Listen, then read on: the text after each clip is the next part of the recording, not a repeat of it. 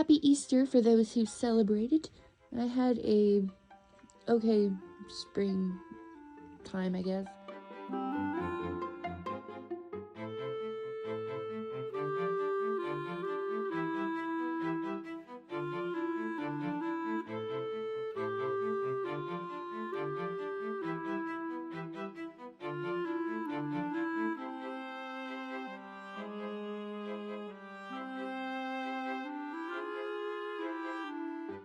And with the Resident Evil 4 remake, me finally getting to it, I'm having a great time in my life. So that's cool. So, Emilio turned 10.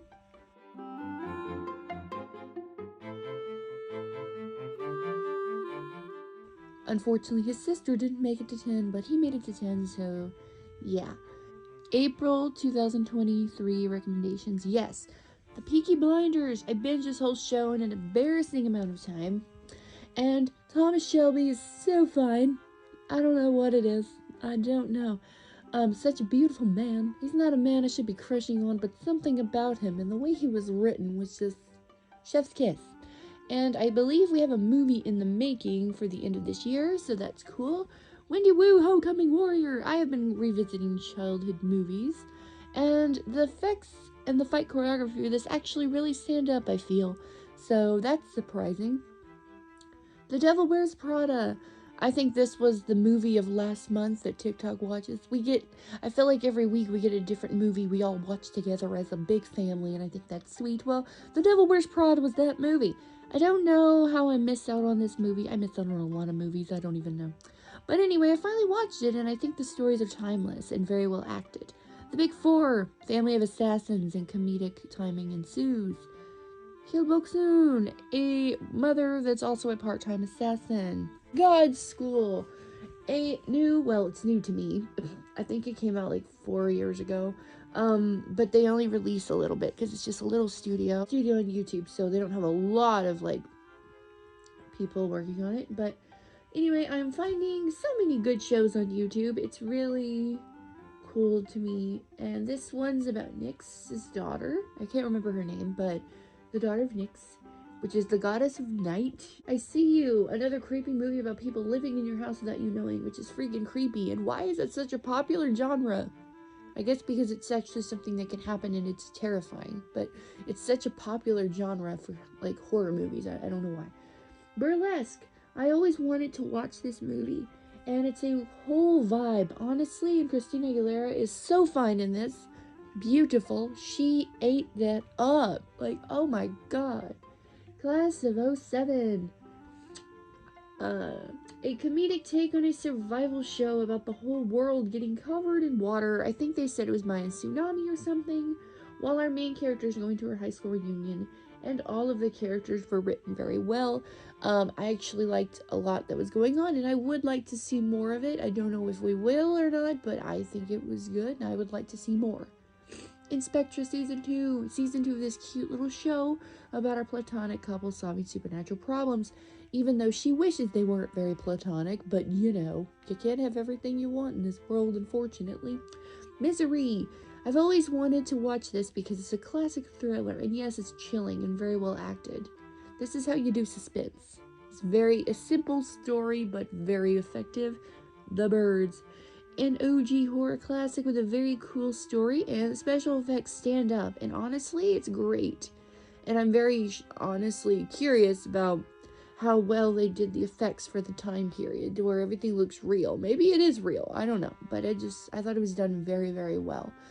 The pacing was a little too slow. Creed 3, honestly, my least favorite of the Creed movies, but the whole Rocky universe is very nostalgic for me in a way, so I will always watch them.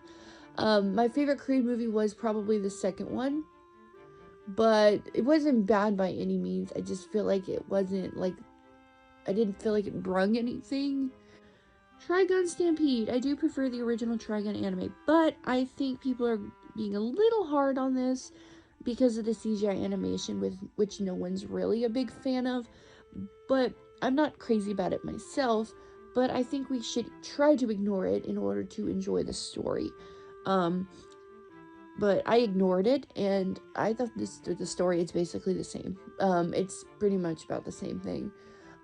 Is the original funnier and more cute? Yes. Unedited footage of a bear. This is like an infomercial, more or less, not really a short film, but the idea of it is very unsettling and creepy. And I came across it like on TikTok or something, and it gave me the chills for thrills because it's been like something that we've been kind of messing with online lately as like a new kind of creepypasta internet lore kind of thing about the catalog, the Mandela catalog or whatever it's called, Mandela catalog. There's been like a new online thing, and about like skinwalkers and doppelgangers. Those have always been around, but I think we're kind of looking into more of it, and I thought that was kind of cool. Pretty Baby, Brooke Shields. This was really, really sad, and it's disgusting. I felt sick to my stomach throughout most of this. This poor dear having to go through these things, like, it was so sad that no one protected her. And I know it was a different time, but my god, this was a baby, that she was a baby. John Tucker must die. The story of a group of girls taking revenge on a guy that dated them all. And I honestly don't see the appeal of John at all, but okay. I mean, I know some people say my tastes aren't it on a stick, but I just don't see the appeal of John at all, but whatever. Blended. I adore Adam Sandler, Andrew Barrymore. And man, this was just so precious and such a cute little romance. Very, very cute. Precious. I don't even know how to describe how much rage I felt from Precious's mother in this film. I don't even know if I've ever had this much built up anger towards a fictional character in my life. But I was so happy when Precious got away from her because good lord.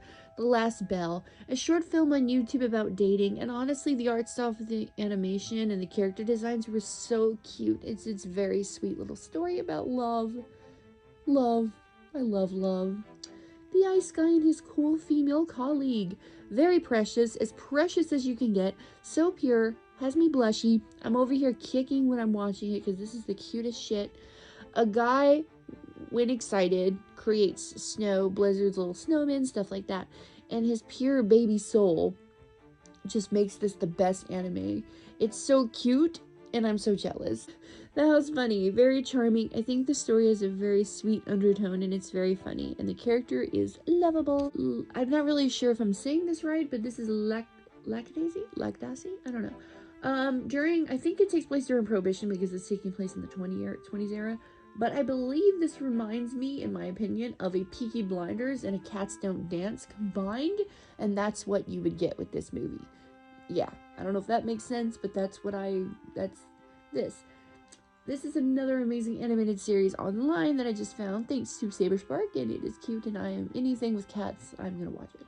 Constantine. I prefer Arrow's version of Constantine, but I think Keanu's version is really nice. And a good character adaptation. Effects were really nice for the time. Not like it was a super, super old movie, but I thought the effects were really nice. The Cat Returns. So a girl is taken to a cat kingdom because said prince cat wants to marry her, and for a second she almost falls for a cat, and I was like, what? Battle of the Beasts, Bigfoot versus Yeti. Documentary looking at the lore of both creatures and which would actually win in a fight. My money was on Yeti. Final Girl. A girl is a trained assassin and goes undercover to kill some guys as revenge for her mentor. Dead Ringers. Two twins are both trying to further women's health, and it gets really dark. The story gets dark, but also the lighting gets dark. I don't know what it is. Anytime I watch anything on Amazon Prime, I can't see nothing. This show is so dark, and I adjusted my brightness as much as possible, and I still can't see half of the show. I don't know why they make shows so cheap now that they just don't like them, but I'd like to see what's going on. So, the show is a little slower than I would like it to be, but besides that, Ticket to Paradise. The premise for the movie is simple. Basically, an older ex-couple goes to their daughter's new home, which is an island because she's about to get married, to try and split up her wedding that hasn't quite happened yet. And big shock, they end up back together at the end, which as soon as I saw the trailer for this movie like a year ago, I saw that coming a mile away. 1922, a son and dad kill their mother and or wife and are tormented for their evil deed. The mess section. Reasonable Doubt. A lawyer with not perfect practices tries to get it together. It was a little slow. I ain't gonna lie, it was a little slow. Batman Ninja, honestly, this is something I thought I would like, but I actually didn't. The Northman, I thought the idea for this was really cool, but I feel like it was just too long in some areas, and the whole movie was so dark I couldn't see a thing. Even when it was in daylight, I couldn't see anything, so I just couldn't see anything at all, so I don't know. I think this, how you say this, is like Charmin, maybe? The idea of tormented snake people is a really cool story, but it isn't really explored enough for my opinion, and story is much too slow. Now for the no section, House of Darkness. This whole movie is about a guy getting seduced by a vampire, and all they do is sit around in the living room and talk until she eats him, and that's the whole movie. That's it. I think it was supposed to be a comedy, but I don't know.